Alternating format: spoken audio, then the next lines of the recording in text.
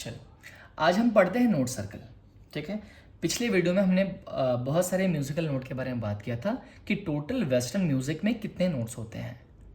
ठीक है, और इंडियन क्लासिकल म्यूजिक में भी बात किया था कि कितने होते हैं।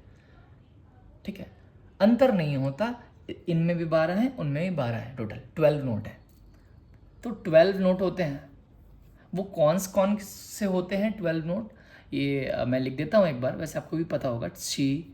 सी sharp, D sharp, E, F sharp, G sharp, A sharp, be again. ठीक है,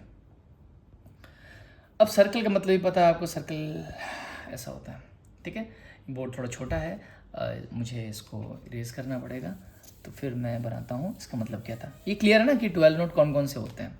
तो एक सर्कल की बात हो रही थी यहाँ पे, हमने एक सर्कल यहाँ पे बना दिया ऐसे करके। अब हमारे पास 12 नोट है, तो इस सर्कल को डिवाइड करेंगे ऐसे करके।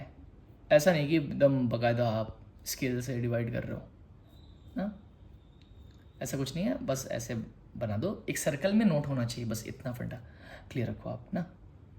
तो नोट कौन कौन से थे? सी था, सी शार्प था, डी था, डी शार्प था, ई था, एफ था, एफ शार्प था, जी था, जी शार्प था, ए था, ए शार्प था, बी था। क्लियर है, दिख रहा है सारे?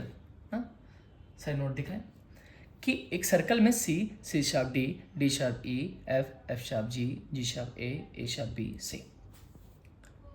और सर्कल की प्रॉपर्टी होती है कि ये एंडलेस होता है। ठीक है, कभी भी खत्म नहीं होता, इसका कोई कॉर्नर नहीं होता सर्कल का, ये पता होगा आपको। तो वैसे ही क्या होता है, जब हम शुरुआत सी से करते हैं, अब सी से शुरुआत, सी के बाद क्या आ रहा है, आगे बढ़ रहे हैं तो सी शार्प आ रहा है, डी के बाद क्या आ रहा है, सी शार्प के बाद क्या आ रहा है, डी आ रहा है, डी के बाद क्या आ रहा है, डी शार्प आ रहा है, डी शार्प के बाद क्या आ रहा है, ई आ रहा है, ई के बाद क्या आ रहा है, एफ आ रहा है, एफ के बाद क्या आ रहा है, एफ शार्प, एफ शार्प के बाद क्या आ रहा है, जी के बाद जी शार्प आ रहा है, जी शार्प के बाद क्या आ रहा है, ए आ रहा है, ए के बाद क्या आ रहा है, ए शार्प, ए शार्प के बाद क्या आ रहा है, बी के बाद क्या आ रहा है, सी। अगेन सी के बाद कौन सा नोट आ रहा है, सी शार्प। तो ये चलता रहेगा ऐसे, ये घूमता रहेगा, घूमता रहे, कभी खत्म नहीं होने वाला। सी के बाद C sharp, D sharp, E, F sharp, G sharp, A sharp, B, C sharp, D sharp, E, F sharp, G A sharp, B, C sharp, D sharp, E, F sharp, G sharp, A sharp, B, C. चलता रहेगा। अब ये था note circle, इसको हम इस्तेमाल करेंगे किसी भी म्यूजिक में इंस्ट्रूमेंट पे मतलब। ठीक है, ये था नोट साइकिल।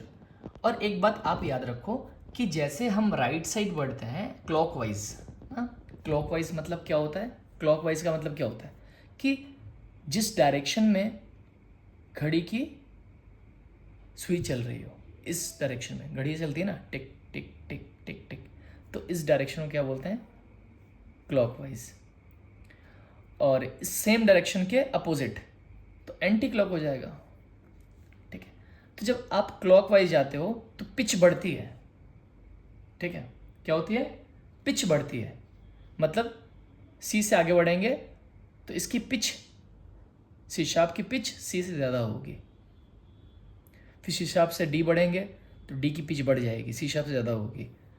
तो वो ये अभी दिखा रहा है कि क्लॉकवाइज में आगे जाते रहते हो तो पिच बढ़ती रहती है, और एंटी क्लॉक में जाते हो तो पिच घटती रहती है। इसके बारे में हम और अच्छे तरीके से देखेंगे, लेकिन बस आज मेरा मकसद ये था कि नोट साइकिल क्या होता है। मतलब कि जो भी नोट ये आ रहे हैं आपके, वो एक साइकिल में होते हैं, वो कभी खत्म नहीं होते। कि सी के बाद क्या आएगा, सी शार्प आएगा, सी शार्प के बाद क्या आएगा, डी आएगा, डी के बाद क्या आएगा, डी शार्प आएगा, डी शार्प के बाद क्या आएगा, ई के बाद एफ के बाद एफ शार्प, फिर जी शार्प, ए शार्प, बी, फिर अगेन सी आएगा, बी के बाद क्या आएगा, अगेन सी। सोचना नहीं है, ये सर्कल याद रखना है आपको, ये बहुत ज़रूरी है, बहुत ज़्यादा ज़रूरी है। इसको हमने स्टार्ट में इसलिए नहीं बताया क्योंकि यहाँ पे नोट यूज़ हो रहे हैं। अब नोट क्या होता है ये नहीं पता था आपको, तो इसलिए मैंने एक नोट का वीडियो बनाया। फिर मैंने एक म्यूज़िकल नोट बनाया कि 12 नोट होता है, 12 नोट होते हैं म्यूज़िक में, वो 12 नोट समझाया मैंने। अगर मैं डायरेक्ट बता देता ये कोई मतलब थोड़ी था फिर ना। हमको म्यूजिक सीखना है ना अच्छे तरीके से, कि रटना है। रटोगे आप, रटना तो हर चीज होता है वैसे, लेकिन सीख कर रटो ना। सीख कर रटना होता है, सीखना होता है पहले, बाद में उसको लर्न करना पड़ता है। अगर आप बस रट लोगे ना, अगर बस लर्न कर लोगे तो कोई मतलब नहीं रह जाएगा, फिर आप फिर अपना दिमाग इस्तेमाल नहीं कर पाओगे। ठीक है, इसलिए मैं इसको समझा रहा हूं इस तरीके से कि आप अपना दिमाग चला पाओ।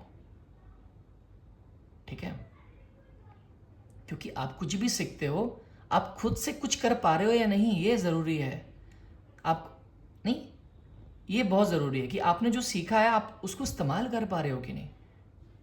ये जब आप सीखोगे ना, तो खुद ब खुद आपको अच्छा फील होगा कि मैं इसको यूज़ कर पा रहा हूँ। ओ, इसका मतलब ये है, इसका मतलब ये है, अच्छा ये आगे जा रहा था इसलिए इसकी पिच ज़्यादा हो रही है, क्योंकि ये नोट साइकिल सर्कल में आ रहा है कि क्लॉकवाइज बढ़ रहे हैं, तो सी से सी शार्प जा रहे हैं तो सी शार्प ज़्यादा होता है सी से।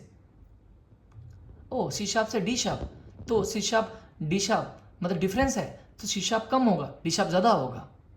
सी से डी शार्प जा रहे हैं, सी डी शार्प आगे है ना सी से, तो डी शार्प ज़्यादा होगा, सी कम होगा, क्योंकि आगे आ रहा है तो क्लॉकवाइज जा रहा है, तो बढ़ रहा है बढ़ रहा है बढ़ रहा है बढ़ रहा है, बहुत बढ़ गया ना ये तो सी से। तो ये आगे चल के ना बड़ा मज़ा आने वाला है। ठीक है, बहुत ज़्यादा मज़ा आएगा। बहुत छोटा सा मतलब, अगर कंसेप्ट क्लियर नहीं रहता है ना, तो चीज़ें बहुत बड़ी लगती हैं। अगर ये आपको आ रहा है तो कुछ भी समस्या नहीं होने वाली है, कुछ भी प्रॉब्लम नहीं आएगा आपके सामने, सब चुटकियों में हो जाने वाला है। ठीक है, मैं सामने इसलिए नहीं आता हूँ, मतलब कि क्योंकि बताना ज़रूरी है। मैं सामने आके क्या करूँगा, जब आना होगा तो वो जहाँ ज़रूरत होगा वहाँ मैं आऊँगा। ठीक है, अभी तो बोर्ड दिखाना है मुझे, फ्रेड बोर्ड दिखाना है। ठीक है, अब नेक्स्ट वीडियो में हम इसका यूज़ करेंगे नोट साइकिल का, कि गिटार पे, कि गिटार पे भी नोट्स होते हैं ना। ठीक है, अब हम उधर देखेंगे कि इसका यूज़ करके हम अपने फ्रेड बोर्ड पे कौन कौन से कहाँ कहाँ नोट पाए जाते हैं वो हम निकालना सीखेंगे। ठीक है, ये आपको पता होना चाहिए कि एक सर्कल होती है, उस पर ऐसे नोट अरेंज होते हैं, सर्कल में हम आगे बढ़ते रहते हैं, पिच बढ़ती रहती है। ठीक है, अगेन ये चलता रहता है, C C sharp D, D sharp E, इसलिए इसका नाम है नोट साइकिल। ठीक है, नोट सर्कल बोलते हैं, नोट साइकिल भी बोलते हैं, क्योंकि ये चीज़ें एक साइक्लिक चीज़ है ना, ये मतलब रिपीट हो रही हैं, बार बार आ रही हैं। साइकिल में चीज़ें रिपीट ही होती है। ठीक है, तो जब आप क्लॉक के डायरेक्शन में जाओगे तो पिच क्या होगी, पिच बढ़ जाएगी, और एंटी क्लॉक में जाओगे तो क्या होगी, पिच घट जाती है। ये नोट कर लेना, ये ज़रूरी है। ठीक है, ये मैंने बता भी चुका है ना, मतलब बताया मैंने ये कि आप इधर बढ़ते हो तो ऐसे सी शार्प जाते हो तो पिच बढ़ती रहती है। ठीक है, चलो।